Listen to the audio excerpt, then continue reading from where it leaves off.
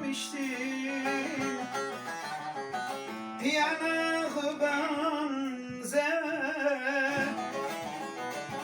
benziyordu gülüşleri saz ile söze. Benziyordu gülüşleri saz ile söze. Yavrular elinde kader ne felek,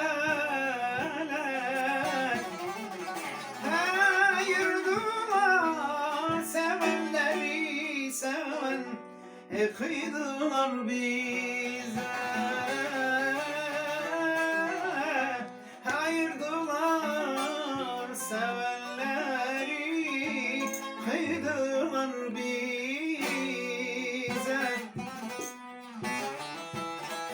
Gel bir her bir dille işleyek vakeren.